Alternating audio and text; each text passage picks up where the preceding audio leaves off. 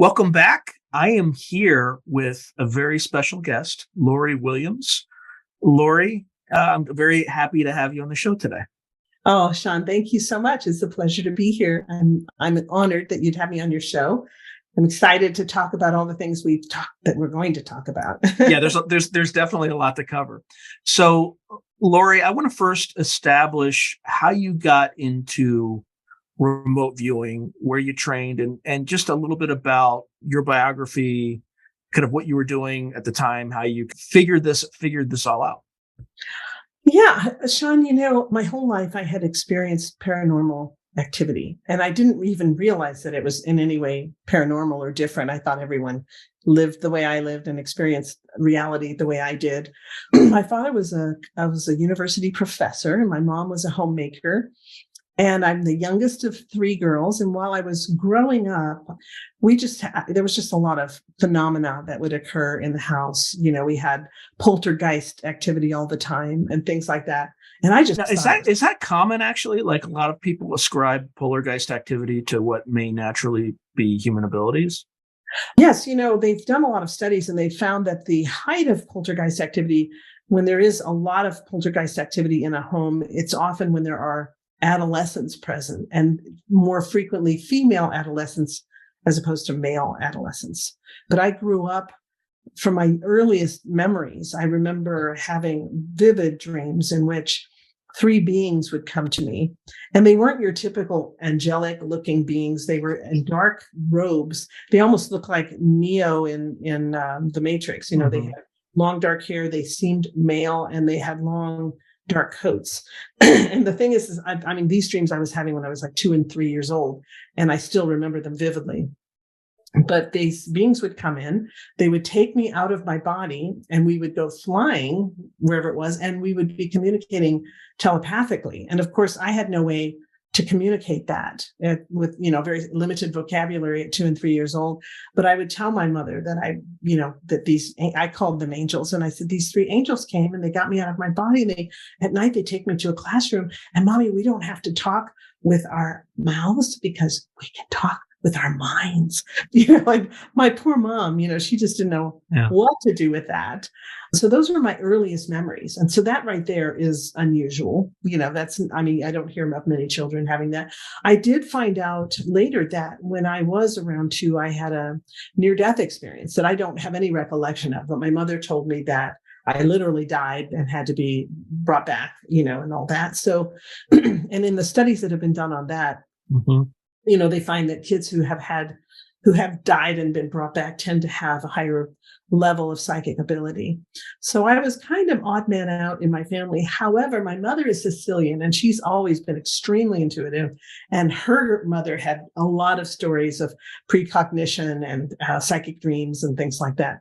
So I grew up having precognitive dreams that would come true, the next day or a few days later. I had one very vivid precognitive dream that was like a warning dream that came true 2 years later after I had the dream. And then it was like, oh my God, this is my dream. When you have something like that.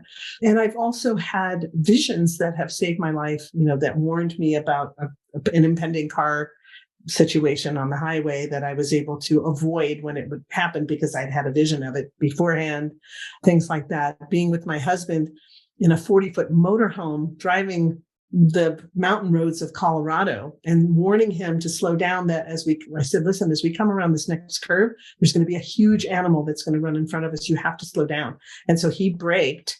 And then right as we came around the curve, this massive male elk ran out in front of us.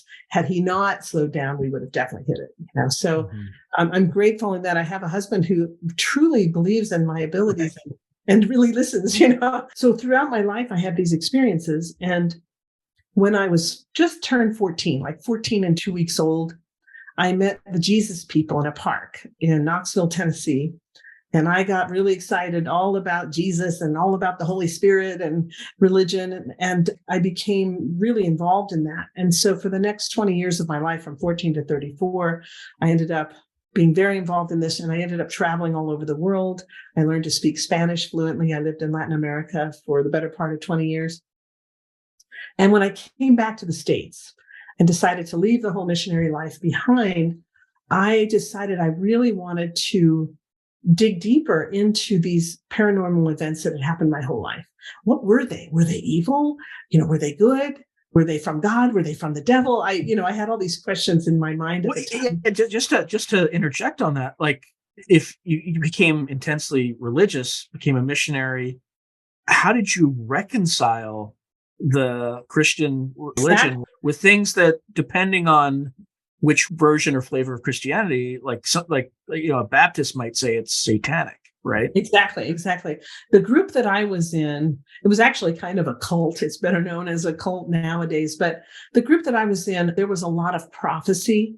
So a lot of it I found I could get around with semantics, as far as, like instead of having a precognitive dream, you had a prophetic dream. It was all how you phrased it. Like, I just had a word from the Lord, as opposed to. It's like the opposite way in the military, right? Like you would phrase as precognitive or remote viewing exactly. as opposed to you want ESP to use or. You want to use the scientific science, right? Exactly. Let's base it in science. So this, of course, in the missionary world, I had to be a little more cautious how I expressed what was happening around me, and so. But it did bother me. It was like I wanted to reconcile this. So when I came out of that missionary lifestyle, my main goal was, how do I reconcile this? That was my exact thing. Where do I go to reconcile my belief system with what's been happening my whole life? Because you can really run into problems if your belief system and your experiences are not reconciled with each other. So I decided I was on a quest to find this, and I became the head of a refugee resettlement program. So I was the director of this program, and I was reading a book on children with near-death experiences and the research that had been done where they followed these kids for 20 years, and they had control groups of kids who had never had near-death experiences, etc. And I was reading this book one night, and I read this part that said children who have near-death experiences tend to be much more psychic because a normal person has one verifiable psychic experience per lifetime. And I was like, that's normal? And so I was like, what, if that's normal, what am I? And they say that verifiable is, for example, you have a precognitive dream, you tell your spouse about it, and the next day it comes true. So your spouse heard about it before it came true. That makes it more verified, right? And so I was like, oh my gosh, I've had so many verifiable experiences. Plus, when the poltergeist activity became really heightened in my house, my whole family experienced it and blamed me. They were like, what have you brought into this house? And that sort of thing. So I found that I had to reconcile it. And I attended a conference in Colorado Springs, I believe it was, or Denver. And it was somewhere in Colorado. And it was on post-traumatic stress disorder in refugees and secondary post-traumatic stress disorder for the social workers working with people who've been under severe trauma. And so I was attending this thing, and it was so fascinating. I found the main speaker, very fascinating. And this speaker actually knows Dave Morehouse very well. I believe his name, if my memory serves me, because this was 1996, if my memory serves, his name was Dan Cole. And Dan had been the psychologist in the program for 20 years, but I had no idea who he was. And I had just started this job with the refugee program. I had just met my first colonel. I'd never met a colonel in my life, never had any association with the military in any way. And this colonel came to see me right after I began working with the refugees. And it was because the United States was deciding to allow Kurds into the country, Kurdish refugees, for the first time ever. And they had selected Amarillo, Texas, where I was the head of the refugee program, as their first place they were going to place Kurdish refugees. And so suddenly this colonel walks in, and it turned out he was actually CIA, and they had assigned him to me to keep an eye on the program, to keep an eye on the Kurds that were coming in, etc. Was he a retired colonel? He was a retired colonel of the CIA, but once in, forever in. And it's kind of like the mafia; you never really get out. He lived in Amarillo. Do you remember that famous photo? It came out in Life magazine of a Vietnamese refugee, and there's a gun at his head, and he's being shot. Do you remember that horrible photo? Oh yeah. The man who pulled the trigger was brought to the United States as a refugee and put in this colonel's home in Amarillo. And he had no idea that that's who it was. And he was super angry when he found out that they had put this man in his home without telling him. Anyway, so this was my first experience with a colonel in the military. And 2 days later, I go to this conference and they introduced this speaker that I find so fascinating. They didn't introduce him as a colonel until the next day after I'd been listening to him for a full day. And they said, oh, this is a recently retired colonel, blah, blah, blah. And so I was like, oh, how strange. I'm meeting two colonels, in 1 week, my first two colonels. And that night I dreamt that I was telling him about the other guy, the other colonel that I had met. And the next morning I arrive at the conference early and he arrives early and we're both standing there alone in front of the ballroom doors. And I said, I had a dream about you last night. And the guy's a total stranger, so he's like, oh, really? What did you dream? So I told him about the dream. And then he said, oh, what branch of the military was this guy in? And I said, I think he was in military intelligence. And he said, oh, I was in military intelligence. And so then we get into this whole conversation and I suddenly asked him about Dave Morehouse's book, Psychic Warrior. And I only remembered the colors of the book. I had seen it at the new books, on the new arrivals shelf at the bookstore. And he's like, I can't believe you're asking me about that book because I was a psychologist in charge of that program for 20 years. So we got into this whole conversation and he's asking me all these questions. He gets very excited and he's asking me, do you remember maps easily? Do you have a photographic memory for numbers? Are you artistic in any way? He just starts asking me these questions and I was just, yes, yes, yes. And so it kind of freaked me out. I was kind of backing away from him by this point. And so he just said, look, when you get home, go on the internet, which wasn't something I did very frequently. Was kind of new at the time. And he said, go on the internet and look up controlled remote viewing. So when I got home and I looked it up, I found Lynn Buchanan's website. And Lynn had been a trainer in the program. And it had just recently been declassified in 1995. So, but when I read the first page of Lynn's website, it said, what is CRV, controlled remote viewing? And when I read his explanation, I realized I wasn't a freak. He explained it in such a wonderful way that we all have psychic ability. It's a natural ability. It's a natural sense, really no different than seeing or hearing or tasting or anything else. It's a sense that's God-given. And I suddenly went, oh my God, this is the way I'm going to reconcile this whole thing. This is the reconciliation right here.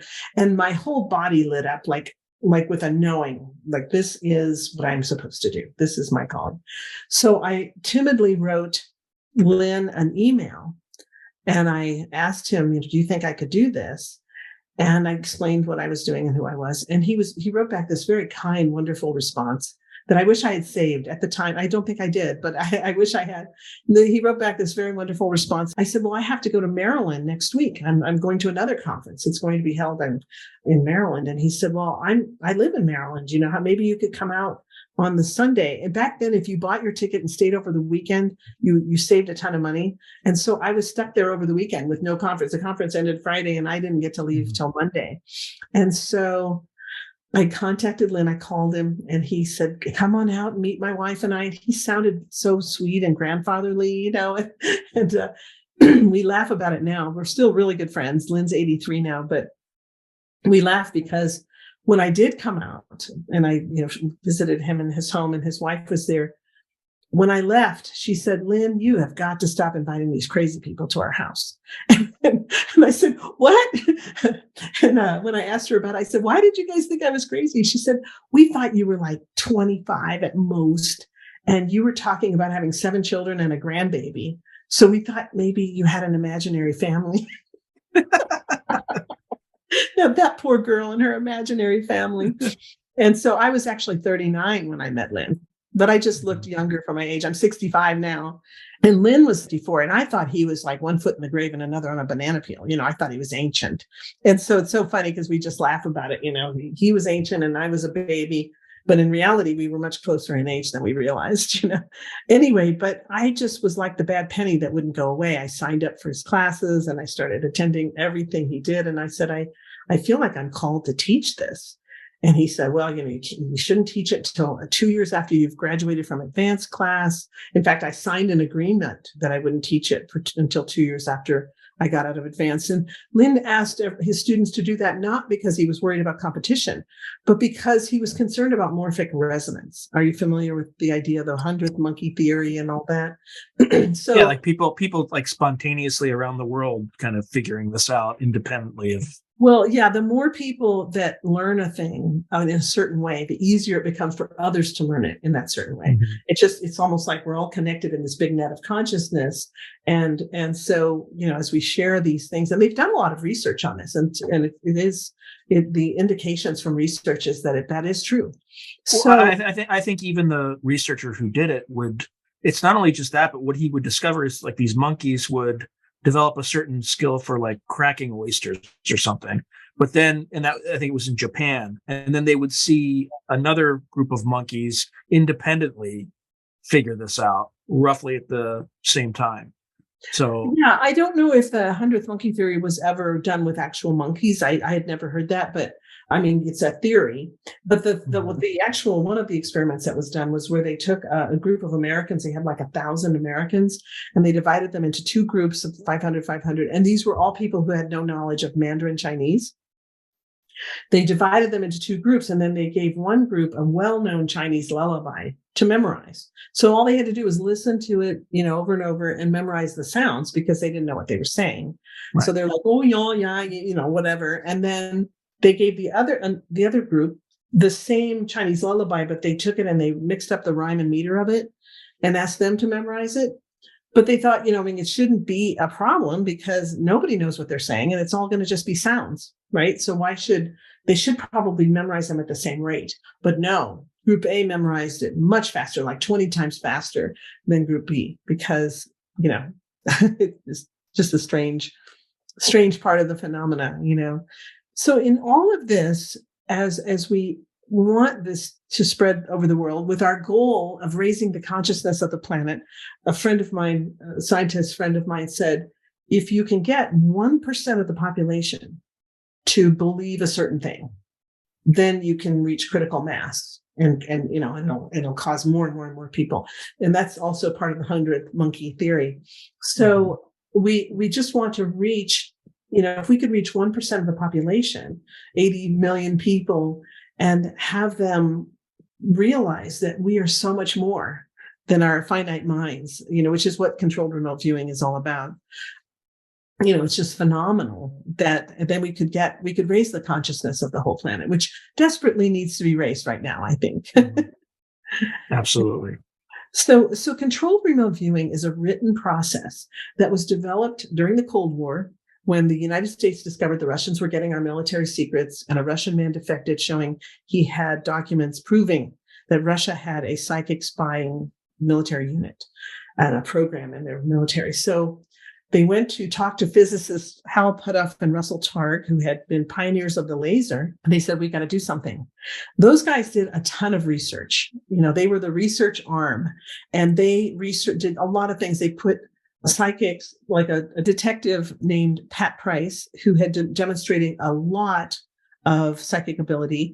They would put him in a Faraday cage. They would send somebody off to McDonald's and say, Pat, focus in on where's Bill, and Pat would say, oh, he would draw the golden arches or whatever. That's just an example of, that I'm making up. Anyway, that was a lot of the kind of experimentation they did.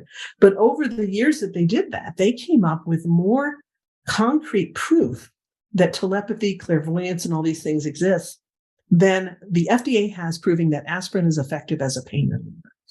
I'm not surprised by that, by the way. Yeah, I know. I'm not surprised at all. Yeah.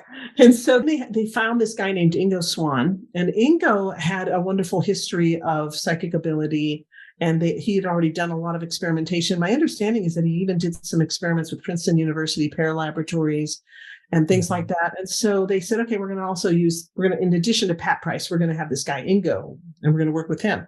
Ingo was also an artist. He has art hanging in the Smithsonian. And so Ingo was working with these guys. And then they said, hey, Ingo, he was obviously a genius.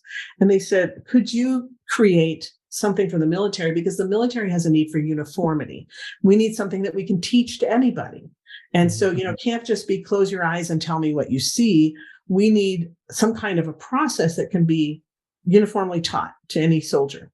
So Ingo said, yeah. And so Ingo came up with this written process where to help you separate imagination from true psychic perceptions. And it's a written structure that you're sitting there at a table with paper and pen and your eyes wide open, and you're writing all this stuff down. As thoughts come in your head, you're writing the words in certain patterns on the paper. So Ingo was this fascinating guy, and he came up with this structured set of protocols. And then they sent him a guy named Tom McNear, and Tom was Ingo's first student and his favorite student. And Tom is a delightful man. He just charms you right off from the minute you meet him. And so he was Ingo's favorite student, and Ingo worked with him. And he considered Tom better, more psychic than he was.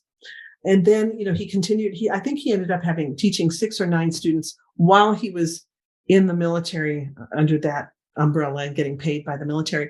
After that, he was paid to teach other people, and he taught other people subsequently.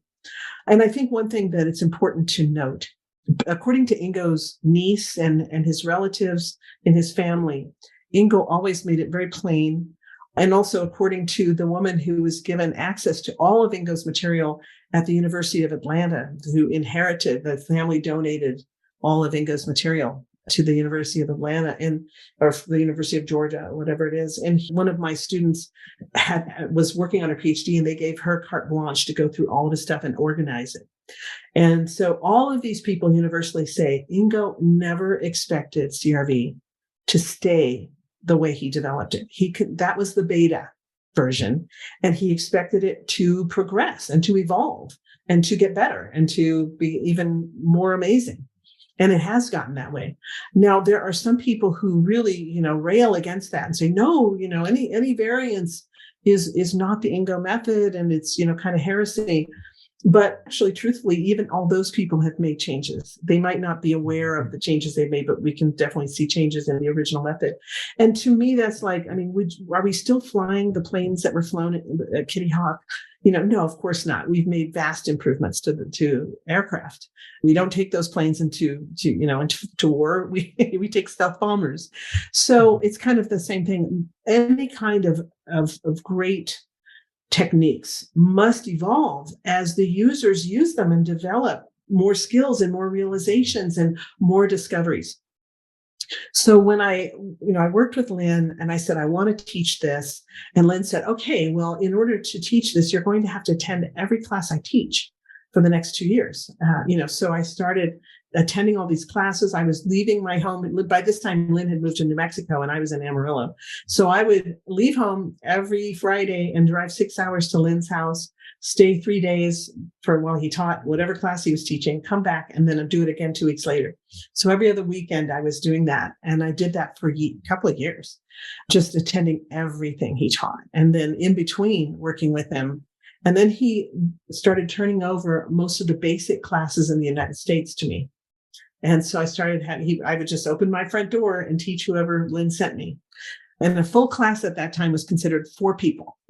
And so that was like, man, that's a tough thing. Got to teach 4 people at once, because they really believed for a long time you couldn't teach more than one person at a time.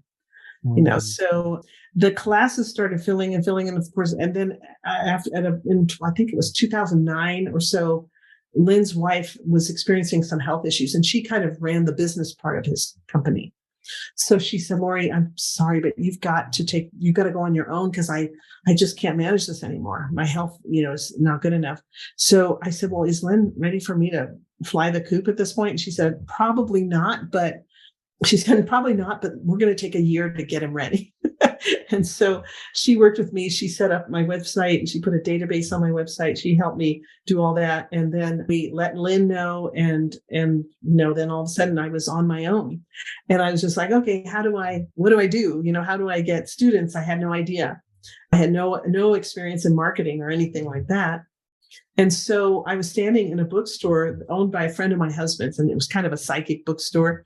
And I told her, I'm going to open up a class for people in Amarillo. I've never taught people in Amarillo. I was kind of undercover in Amarillo because I was working for a nonprofit. But, at this point I left the nonprofit and said, okay, I'm going to open this up for people in Amarillo at a discount, a special Amarillo discount. there were people in the bookstore, and suddenly I was surrounded by all these people that had heard me say that, and they knew who I was, and they just flocked around me and said, I'll sign up, I'll sign up, I sign up. And so instantly I had more students than I could handle for one class. I had to create 2 classes just from those people right there, and they signed up like instantly. So I had my first 2 classes, yay. And then I realized though that I had to make a choice. After teaching for a few years, I realized, so I taught my first class in 2000. And then, so I've been teaching now for 22 years, but I realized at one point that if I really wanted to make a difference on the planet, I couldn't just keep waiting for people to show up at my door. I had to learn marketing. So I really invested quite heavily, most of our savings. My husband had great faith in me because I was like, if we use our savings and I fail, we've lost our savings. And I don't want you to feel like you bet on the wrong horse, and he was like, no, I totally believe in you. So I took a ton of classes and kind of did my own do-it-yourself MBA. And I started marketing my classes and paying for advertising and things. And the first thing I did was create a free class.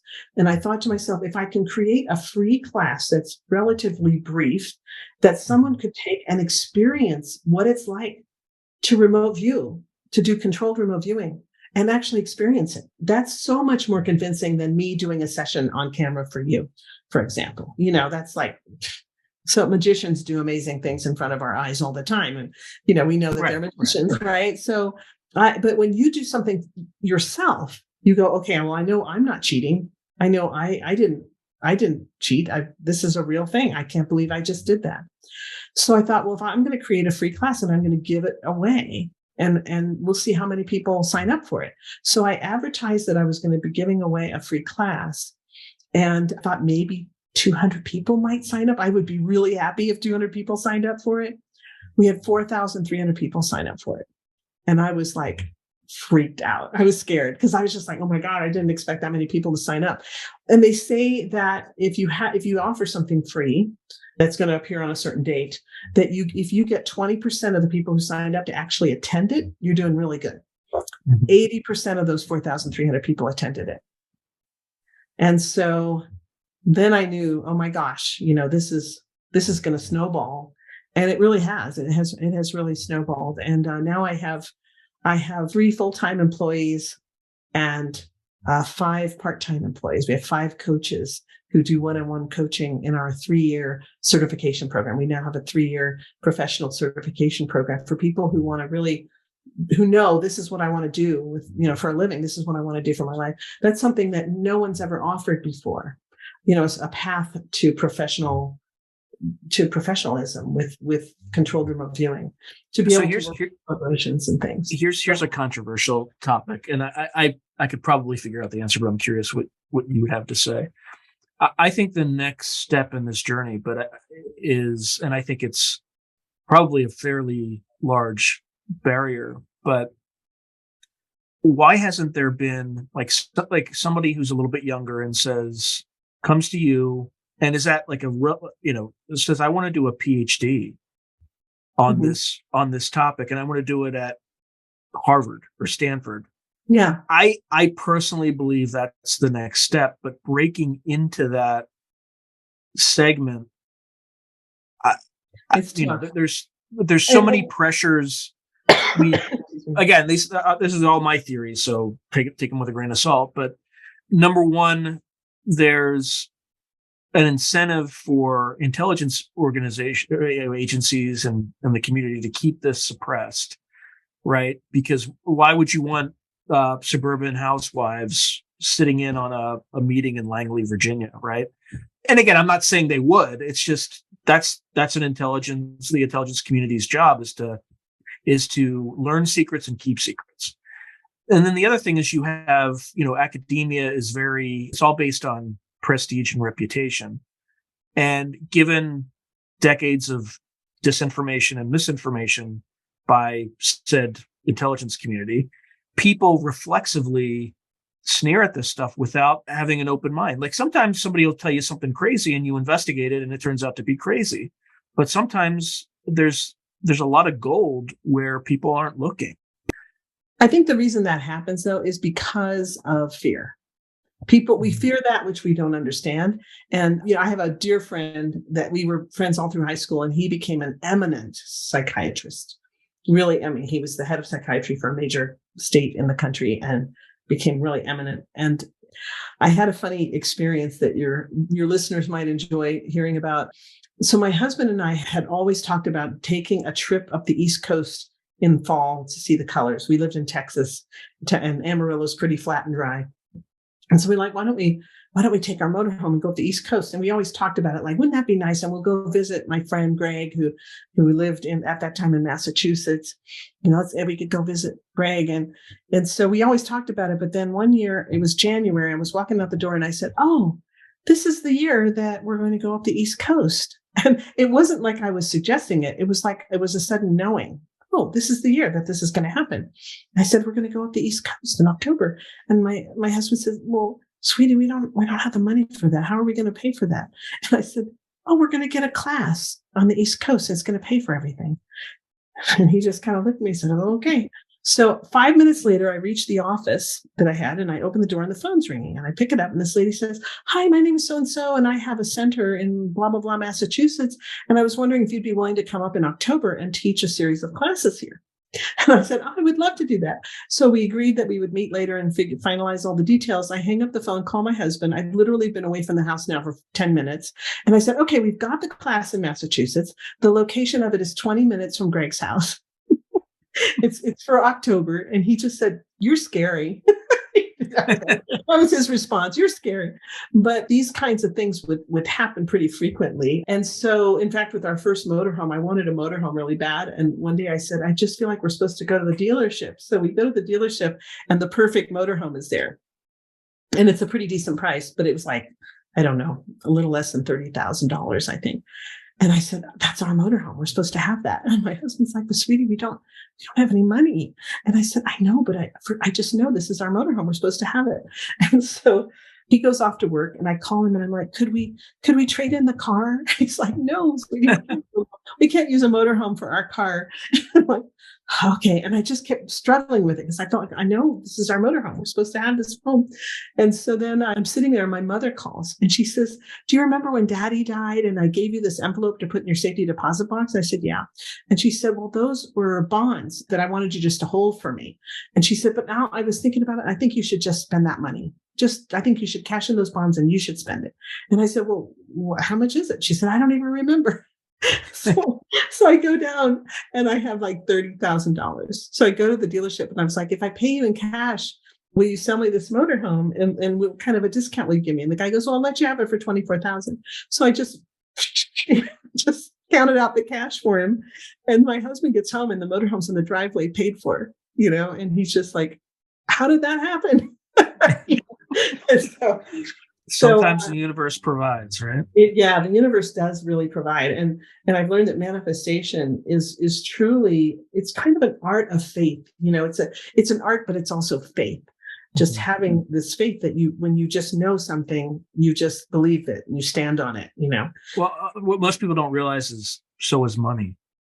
Exactly. Money is just energy. It's based entirely on faith.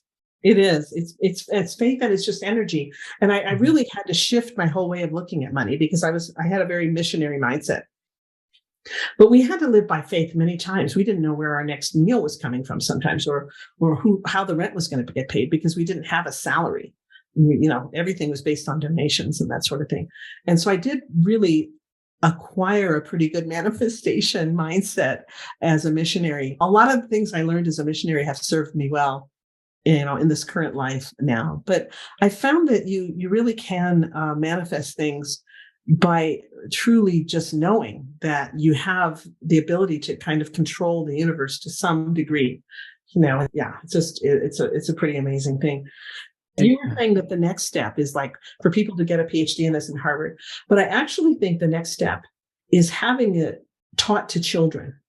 Children are far more open, and the smaller you are, the younger you are, the more subconscious you are. We start out with our subconscious mind front and center and controlling everything. Then the subconscious slips below the lemon, subliminal. It slips below that invisible membrane that we call the lemon, and everything beneath the lemon we're unaware of. and everything above it we're aware of. So we think the conscious mind is, our egos are controlling everything. But in reality, the ego and the conscious mind that we're aware of is like 0.001%. Well, here's the other thing too. Like the common perception is that the two are binary. Are they really binary, or is it a continuum? That's a wonderful question. I personally don't think that they are binary. I think that the subconscious mind is probably the big mystery. I think the conscious mind is pretty well understood, but I think the subconscious mind could be, like you said, more than one thing, because if you just say subconscious and conscious, we've got two things, binary. But if the conscious mind is possibly one thing, but then we've got the subconscious, which may be a plethora of things, right? So I personally, and I have students who think that rather than the subconscious, they were like, no, I think it's my angelic guides, or I think it's the Akashic records, or I think it's a great big cosmic database on the sky, or whatever, right? Whatever we think it is. But we do know, or it's higher self maybe, or God, or angels, or Jesus, whatever. But we do know that there is a part of us that is much wiser than the daily conscious day-to-day person, and much faster, much more intelligent. And so when I teach, what I explain to people is, just for the sake of this class, just for the sake of learning this, except for a moment that your subconscious mind, there's a part of you that is plugged in to this great big cosmic database in the sky that has everything. It contains all the information, all the knowledge, everything that ever has been or ever will be. And if you can accept that, then you're good to go to start learning and training with CRV, with this great written methodology. But I think we need to start in school. A funny story that I just thought of the other day that I don't think I've ever talked about on any of the interviews I've done. When I was teaching 5th grade in Chile, Santiago, Chile, or Concepcion, or wherever it was, and it was somewhere in Chile, I was teaching 5th grade. And we had these pictures all up on the wall that were famous artwork from the Bible, scenes from the Bible. And it kind of like it was a little thing that we had pasted up on the top of the wall. And so I said, hey kids, let's do an experiment. And because when I was 12, I was really into, extra ESP and all that. So now I'm a missionary living in Chile. And I say, kids, let's do an experiment. Who wants to volunteer to go out of the room? And you're going to be the recipient. So this kid raises his hand and I send him out of the room. And then I say, okay, kids, now let's all choose one of these pictures. So they point to a picture. I pull it down. I don't think I pulled it down. I just said, okay, now what I want you guys to do for a few minutes, I want you to focus on the picture, kind of memorize that picture. And then when we have the recipient come back in, we're going to ask the recipient to see if he can sketch the picture that everybody has in their minds. And I want you to keep that picture in your minds. So they did it. And the kids totally sketched the right picture. And there were like 20 of them, to choose from. And so I was already experimenting with this kind of thing from even when I was 12 and then when I was a teacher in Chile and stuff. I was doing remote viewing, but I didn't know it. I didn't know that's what it was. It's almost as if you accessed a precognitive skill. Like I was accessing precognitive. Yeah, we talked about how maybe it would be fun to talk about time loops. The main thing I'm thinking about as far as education goes, I've always felt like it would be great to offer it, for example, in middle school. I think middle school kids, 11, 12 years old, that's when you really reach a peak of psychic ability. I mean, I think little tiny kids can also be very psychic, but boy, around 11 or 12, you have a great mixture of conscious and subconscious working together, and you can really be tuning in. And that's why there's all this poltergeist activity and things like that too, and all the hormones are coming up. And so I was thinking, wow, that would be so great. And you could take it like you can elect to take piano lessons or violin lessons or go out for sports. Okay, I want to take controlled remote viewing and hone that sense. And some kids, become concert pianists. Some people become football stars. And some people become world-class remote viewers. Not everyone, right? Because it's not for everyone. Football's not for everyone. Music isn't for everyone. And controlled remote viewing is not for everyone. But the kids that do have that ability who, like me, I mean, I knew from a very early age, this was what I was meant to do. And those are the kids that are going to really benefit from these classes and hone those abilities. Okay. So last question, and then I think we can wrap up. When you're offering these classes, what sorts of professionals sign up for them, and what applications do they use them for in everyday life? There was a man in Australia who had created a Sony-like company, and Sony saw it and said, "Ooh, let's buy this company and make this guy the CEO." And so they did, and the guy was the CEO of Sony for that hemisphere. And I think it was like, I don't know, 2008. In 2008, that guy flew to Amarillo, Texas from Australia. He was the CEO of Sony, and he took my class. I have a ton. Well, Sony had a paranormal program. I actually interviewed a former VP at Sony who talked about it, who went through. I saw that you had that episode, and I wanted to watch it, and I got tripped off, and I didn't watch it, but I'm going to watch it because I'm super interested in seeing that one. But yeah, so he was the CEO of Sony, and he didn't take it as the CEO of Sony. He took it because he had had a near-death experience that totally shifted his belief system, and he wanted to understand it more. And so he came and took the class from me. It was really a great experience, and we've stayed friends. We're still friends now. He left Sony a few years ago, and now has a different company that he started up and is running. But he's an amazing guy, and we're still very good friends. But I have a lot of medical doctors, a lot of psychiatrists and psychologists, a lot of computer programmers. I have a lot of authors and novelists. I have a lot of real estate people. I have several people a lot of my students are people who were very successful entrepreneurs and have made it as, that was their goal, to make it as an entrepreneur. And then they have successful companies. And now they're like, okay, now I have time to really delve in to do stuff that, just for me, just to explore what I can do, what my potential is. And so, I love that. Now, one of the things you learn when you start going to marketing classes is you have to know your audience. And so I did a number of surveys and things to find out who my audience was. And I found out that slightly more women than men, and generally in the age of 40 to 60 years old, and about 70% either entrepreneurs or in very high level positions in companies, highly educated for the most part, probably 70% extremely highly educated. So those are my students. Also, I noticed that my students are very heart-centered people who really want to make a difference. And they like getting into this. The company culture that we have is that love is the most powerful force in the universe. It is the one constant between all universes and all dimensions. Love is it. Love is God, as Jesus said. So we make sure that love is our primary focus in our company. It's not money, it's love. And of course, we got to keep the lights on. So, we do have things that we charge for, but if you go to the website, we have more free stuff on there than any other company you can imagine. There's a ton of free stuff, including a 4-part free class. And that website will be down in the description. Yeah. I'll give you the URL that you can put there. And so we have a 4-part free masterclass. We call it the Introduction to Practical Remote Viewing. And that is the same. It's the same controlled remote viewing. We just called it practical remote viewing because people in America a lot of times feel goosey about the word control. They're afraid that somebody's going to try to control me. And also, but it's about controlling yourself and your own abilities. And I had a lady who asked me, why would I want to control my intuition? And I said, well, why would you want to drive your car? Why drive your car? Why not let your car just go where it wants to? I mean, you need to direct that.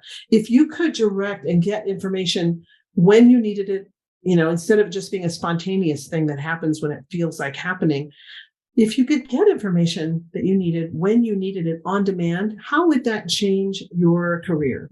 How would that change your relationships? How would that change your finances? How would that change your life? It's like a no-brainer.